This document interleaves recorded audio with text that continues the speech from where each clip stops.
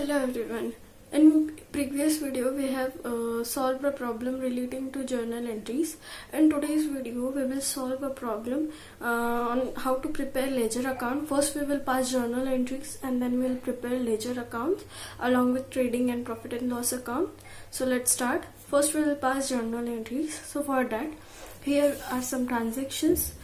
Here we have debit balance, that is opening balance. Okay, तो आपको किस चीज का बैलेंस दिया गया है? कैश बैलेंस दिया है, बैंक बैलेंस दिया है. तो नॉर्मली इनका एक ही अकाउंट प्रिपेयर होता है, तो इन दोनों को ऐड करके हम ओपनिंग बैलेंस में लिखेंगे. फिर स्टॉक है, ओपनिंग स्टॉक है, बिल्डिंग है और डेटर्स का बैलेंस दिया. और क्रेडिट बैलेंस में हमारे पास में क्रेडिटर का बैलेंस दिया है और यहाँ क्लोजिंग बैलेंस क्लोजिंग स्टॉक दिया गया है. यहाँ पे कुछ ट्रांजैक्शन इनकर हुए हैं मार्च के महीने में. सो ये ट्रांजैक्शन हमको पढ़ के और इनको रिकॉर्ड करना है. फर्स्ट ट्रांजैक्शन है receive rupees 2980, that is 2980 from debtors and discount allowed him ₹20. अब डेटर्स के साथ क्या होता है? डेटर्स को हम हमेशा सेल करते हैं, यानी इनसे हमको पैसा आने वाला रहता है. तो हम जो इनको डिस्काउंट देते हैं वो हमारा P&L में जाएगा. क्यों? क्योंकि हमको पैसा कुछ और आने वाला था, लेकिन हमको डिस्काउंट देने के बाद पैसा थोड़ा कम आएगा. ओके, तो अब इसकी एंट्री के पास होगी रिसीव 2980 फ्रॉम डेटर्स. तो कितना मिला? जितना मिला बाय बैंक. अब यहाँ पे बाय बैंक अकाउंट में कितना? 2980. ठीक है. अब डिस्काउंट. अब डिस्काउंट का बहुत से बच्चों को डाउट आता है कि वो डेबिट में जाएगा या क्रेडिट में. तो आपको क्या करना है, जितना पैसा मिला पहले आप लिख देंगे, उसके बाद में बीच की एक लाइन छोड़ दो. ठीक है, बीच की यहाँ पे एक लाइन छोड़ दो. मैंने गलती से नीचे लिखा है, आपके यहाँ की एक लाइन आपको छोड़ देनी है और नीचे लिखना है 2 डेटर्स. अब डेटर्स को कितना? डेटर्स तो हम उतने से ही क्रेडिट करेंगे ना, पूरा जितना अमाउंट होगा. तो कितना है डेटर्स? 3000. और डिस्काउंट को ट्रीटमेंट हम बाद में देखेंगे. अब देखो दोनों का गैप कितना आ रहा है. दोनों का गैप आ रहा है 20. तो ये 20 हम डेबिट में डाल देंगे. मतलब एंट्री आएगी by bank account 2980, by discount 20, to debtors 3000. और यहाँ पे नरेशन लिख देंगे being amount received and discount allowed to debtors. Purchase goods worth ₹5,000 for cash less 20% trade discount and 5% cash discount. अब देखो जो डिस्काउंट होता है, जो हम ऑलरेडी जब हमारा इनवॉइस बन रहा होता है उस टाइम अगर किसी ने डिस्काउंट दिया तो वो हम इनवॉइस में रिकॉर्ड नहीं करते हैं. मतलब ऑलरेडी हमारा जो वैल्यू होता है वो ट्रेड डिस्काउंट काटने के बाद ही होता है. ठीक है. तो अब 5000 का 20% कितना हुआ? ₹1000. तो हमको इसमें से 1000 हटा देंगे तो कितना बचेगा? 4000. तो हम सीधे एंट्री पास करेंगे 4000 की ही, क्योंकि हमको 4000 में ही गुड्स मिले हैं. यहाँ एंट्री पास होगी. कितने का परचेस किया? ₹4000 का. ठीक है. अब यहाँ की और एक एंट्री है कि हमको 5% कैश डिस्काउंट भी मिला. तो अब बहुत से बच्चे कंफ्यूज होते हैं इस पॉइंट पे कि कैश डिस्काउंट कितने पे मिलेगा, इन 5000 पे मिलेगा या 4000 पे मिलेगा. तो मुझे बताओ हमने बुक्स में एंट्री कितने की पास की है, 5000 की या 4000 की? ऑब्वियसली हमने 4000 की एंट्री पास की. तो डिस्काउंट पे 4000 पे मिलेगा ना, 5000 पे क्यों मिलेगा? आपने कम प्राइस पे रिकॉर्ड किया है तो डिस्काउंट भी उतने पे ही रिकॉर्ड होगा. ठीक है ना. कैश पे की, परचेसेस टू कैश, परचेस कितना? 4000. कैश कितनी पे की? 3800. अब डिस्काउंट देखो, प्रीवियस एंट्री में हमने डिस्काउंट की लाइन छोड़ी थी. आप चाहो तो यहाँ पे भी एक लाइन छोड़ दो, फिर डिस्काउंट बाय होगा या 2 होगा, या आपको जो भी आएगा डिफरेंस वो आप कर दोगे. जैसे यहाँ पे डेबिट डिफरेंस आ रहा था, हमने डेबिट में कर दिया. यहाँ डिफरेंस क्रेडिट में आएगा. तो 2 डिस्काउंट रिसीव्ड कितना? ₹200.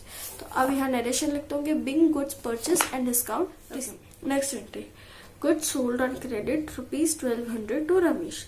अब हमने प्रीवियस वीडियो में देखा था कि जब भी क्रेडिट पे होता है तो हमको उस जिसको सेल किया क्रेडिटर उसका नाम लिखना होता है. सेल्स की एंट्री क्या होता है? 2 सेल्स.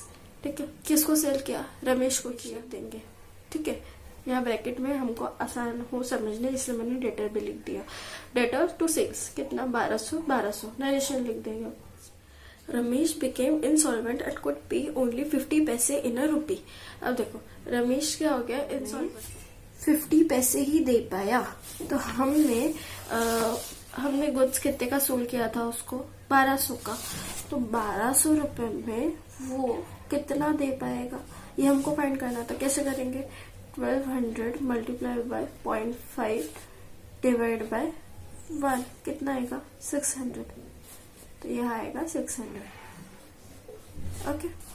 यह आ गया 600। देखो रमेश क्या हो गया, इंस्टॉलमेंट हो गया, और वो कितना दे पाया, सिर्फ 50 पैसे ही, 1 रुपए में 50 पैसे, यानी टोटल 1200 रुपए में वो सिर्फ 600 रुपीज ही दे पाया।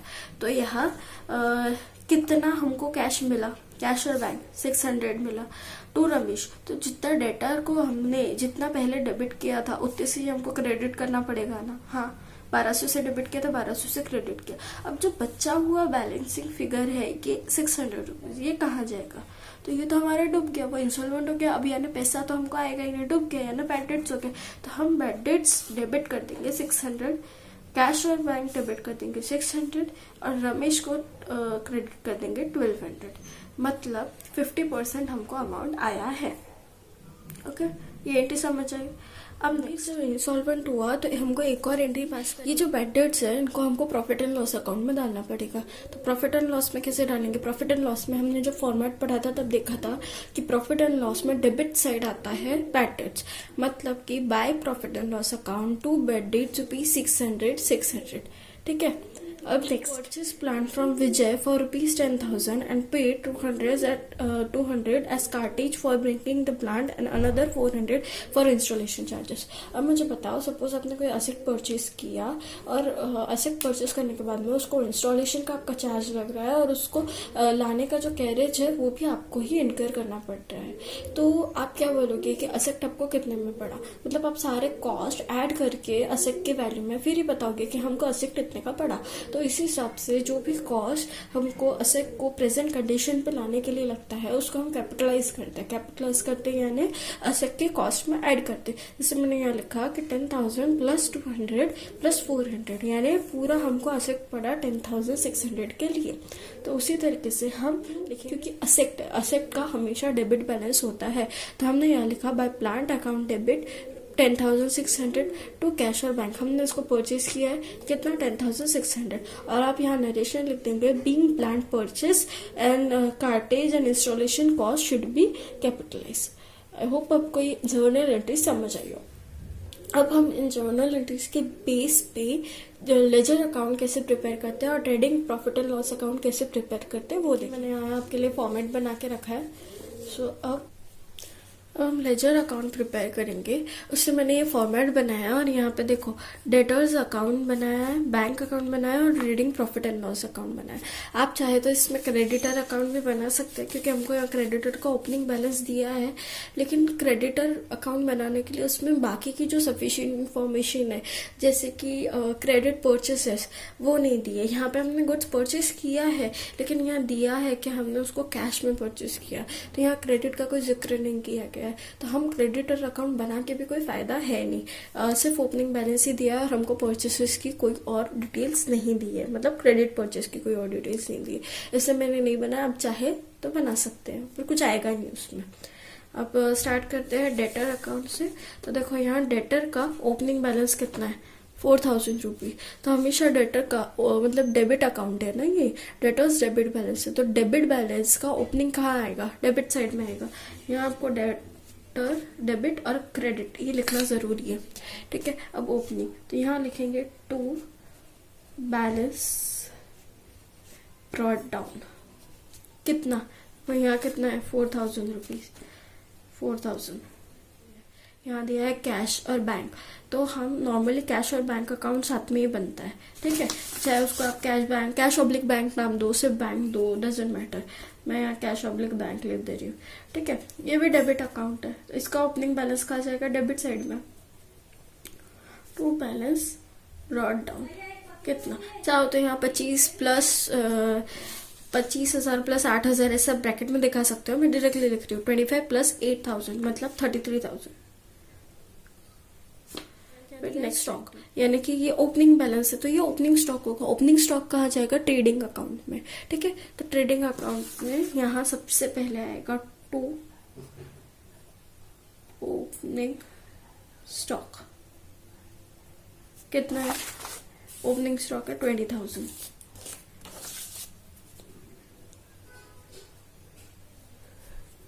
ओके, अब वो देखो यहाँ के हमने सारे बैलेंसेस लिख लिए। अब यहाँ बिल्डिंग दी है, बिल्डिंग बैलेंस शीट डिप्रिसिएशन का इफेक्ट भी नहीं दिया है, और हम लोग बैलेंस शीट नहीं बना रहे क्योंकि सफिशिएंट इन्फॉर्मेशन हमारे पास नहीं है। अगर होती तो हम लोग वो बैलेंस शीट जरूर से बनाते और वो टैली भी कर लेते, बट हमारे पास बैलेंस शीट नहीं है तो ये बिल्डिंग रहने दो, छोड़ दो इसको। अब क्रेडिट बैलेंस में क्रेडिटर, अगर आपने क्रेडिटर अकाउंट बनाया होगा तो उसमें आप ये बैलेंस डाल देंगे। आपके क्लोजिंग स्टॉक दिया है, कितने का है, 30,000 रुपीज का। तो क्लोजिंग स्टॉक कहाँ आता है, हमने देखा था ट्रेडिंग अकाउंट में क्लोजिंग स्टॉक आता है। तो यहाँ आएगा, यहाँ लिखेंगे बाय क्लोजिंग स्टॉक, कितना, 30,000।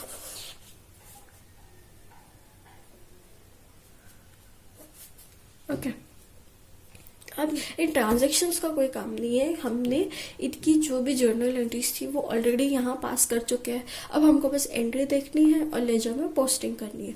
तो चलो posting account by discount account debit by bank account debit to debtors account. अब देखो 2 डेटर्स है, तो डेटर्स कितने से क्रेडिट हुआ है, 3,000 से, मतलब कि डेटर्स में क्रेडिट बैलेंस यहाँ 3,000 से क्रेडिट हुआ। तो किस चीज से हुआ, बाय बैंक, कितना, 2980। फिर बाय डिस्काउंट,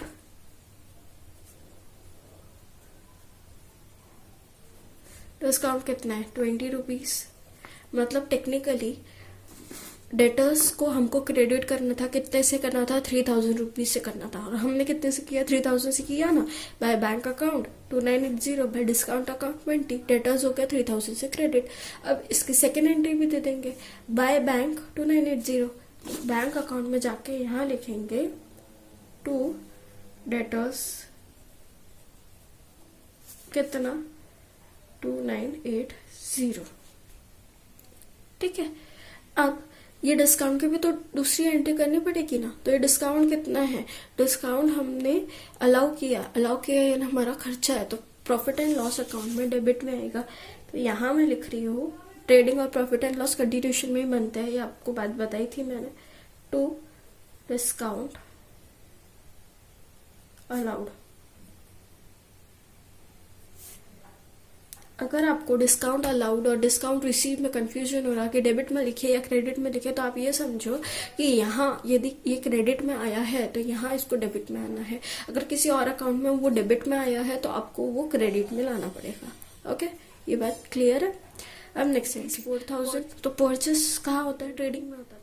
परचेसेस कितना, 4,000। फिर टू कैश कितना, 3,800, टू डिस्काउंट रिसीव्ड 200। अब कैश पे किया, परचेसेस, अगर ये अमाउंट 4,000 से डेबिट हुआ तो उसका सेकेंड इफेक्ट 4,000 का क्रेडिट साइड में आना चाहिए बाकी के अकाउंट्स में। अब क्या आएगा, देखो इफेक्ट टू कैश कितना है, 3,800। तो यहाँ आएगा बाय परचेसेस, कितना, 3,800। देखो हमने जब परचेस किया तो परचेस अमाउंट तो था 4,000 का, लेकिन हमने पेमेंट कितना किया, 3,800। तो कैश अकाउंट में भी कितना आना चाहिए, 3,800, क्योंकि हमसे कितना गया, हमारे पास से 3,800 बचा हुआ 200 रुपए। तो 200 रुपए का इफेक्ट कहाँ देंगे, ऑब्वियसली कुछ नहीं मिला, प्रॉफिट एंड लॉस अकाउंट में जाओ। तो यहाँ आएगा बाय डिस्काउंट रिसीव्ड, कितना, 200। अब देखो जो चीज को हमने डेबिट किया था, 4,000 को डेबिट किया था, ठीक है, उसको क्रेडिट कैसे किया, 3,800 और 200 क्रेडिट हो गया, यानी डबल एंट्री आ गई। समझ में आया। थर्ड एंट्री है रमेश टू सेल्स। ठीक है, सेल्स लिख दो फटाक से। सेल्स का आएगा, ट्रेडिंग में आएगा बाय सेल्स, कितना, 1200। अब रमेश कौन है, डेटर है। यहाँ लिखा था ना हमने सॉल्व करते टाइम, ये डेटर है। तो डेटर टू सेल्स, कितना, 1200। ये क्रेडिट सेल था, इससे यहाँ एंट्री कैश सेल रहा। ठीक है, यहाँ आप लिख सकते थे क्रेडिट सेल मतलब आपको समझ जाएगा कि ये क्रेडिट सेल्स है। ओके, मतलब 1200 डेबिट हुआ, 1200 क्रेडिट हुआ, डुअल एंट्री आ गई। अब third, by bad debts by cashback to Ramesh. फिर से रमेश, अब हमने रमेश को कितने से डेबिट किया था? 1200 से। कितने से क्रेडिट किया है? 1200 से। तो यहाँ पे आएगा बाय बैंक, कितना है? 600 रुपये। बाय, यहाँ पे चाहे आप बैड डेट्स लिखो चाहे आप PNL लिखो, तो मैं यहाँ बैड डेट्स लिख रही हूँ। कितना आएगा? 600 रुपये। अब bye bad debts by bank, कितने से डेबिट हो गया? ये दोनों अमाउंट मिला के कितने से क्रेडिट हो गया? ये 1200 से। तो अब ये इसका रिवर्स इफेक्ट भी आएगा। डेटर्स कितना? 600। और ये बैड डेट्स कहाँ जाएगा? प्रॉफिट एंड लॉस में। टू बैड डेट्स कितना लिखा? 600 रुपये। हो गया। इन दो अमाउंट्स को 1200 से डेबिट, 1200 से ये अमाउंट क्रेडिट हुए थे, यहाँ पे 600 और यहाँ पे 600 करके ये हमने उसको डेबिट कर दिया है ना, डबल एंट्री आ गई। फिर हमने यहाँ एक और एंट्री पास की थी, by profit and loss account to bad debts, account to bad debts 600 रुपये। ये ऑटोमेटिकली पोस्ट हो गया, ठीक है। फिर थर्ड एक और एंट्री हमने पास की है, by plant account to cash और बैंक। अब कैश और बैंक से पैसा गया तो बाय प्लांट, कितना? 10,600। ओके, ये लिख दिया। अब हमारे पास जितनी भी जर्नल एंट्रीज थी हमने सारी लेजर अकाउंट में पोस्ट कर दी, ठीक है। अब हमको क्या करना है? सिर्फ इन बैलेंसेस को टैली करना है। टैली करेंगे और आंसर लिखेंगे। अब देखो, डेटर्स में हमारे पास सारे बैलेंसेस है, सील्स भी है, तो जो बैलेंस आएगा वो बचा ही क्या? यहाँ आने के लिए क्लोजिंग बैलेंस। हमने जब फॉर्मेट सीखे थे लेटर्स अकाउंट के, उस टाइम पे मैंने आपको बताया था चाहे बैलेंसिंग फिगर या तो क्लोजिंग बैलेंस आ सकता या बैलेंसिंग फिगर सेल्स आ सकता। तो यहाँ पे सिर्फ क्लोजिंग बैलेंस आया, बाय बैलेंस कैरिड डाउन। अब इनका टोटल कितना है? 5200।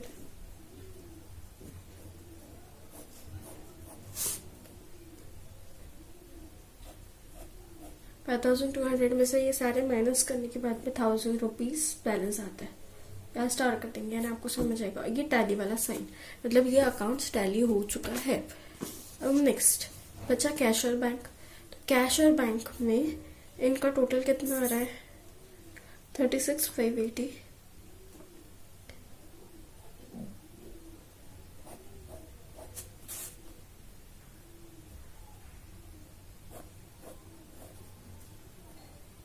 बाय बैलेंस वगैरह इस साइड आएगा। तो कैश और बैंक अकाउंट में क्लोजिंग बैलेंस ही नहीं है, तो यहाँ लिख दो बाय बैलेंस कैरिड डाउन। कितना है? 22,180। ये कैसे करेंगे? सारे ऐड कर देंगे, ये लिस्ट कर देंगे, जो भी आएगा ये बैलेंसिंग फिगर, ये अकाउंट में टैली हो गया। अब बचा trading profit and loss account. तो पहले ग्रॉस प्रॉफिट निकालेंगे। इसका टोटल कितना है? देखो 31,200 टू ग्रॉस प्रॉफिट। ये तो यहाँ डेबिट साइड आ रहा है इसका बैलेंसिंग फिगर, इसीलिए हम ग्रॉस प्रॉफिट लिख रहे हैं। अगर क्रेडिट में आता तो आप ग्रॉस लॉस लिखते। तो कितना है gross profit? 31,200 minus 20,000 minus 4,000 is 7,200। Balancing figure यहाँ लिख दो 31,200। ये अकाउंट टैली हो गया। अब ग्रॉस प्रॉफिट जाएगा प्रॉफिट एंड लॉस अकाउंट में। डबल इफेक्ट ना, 7,200। अब ये टोटल देखो कितना आ रहा है? 7,400।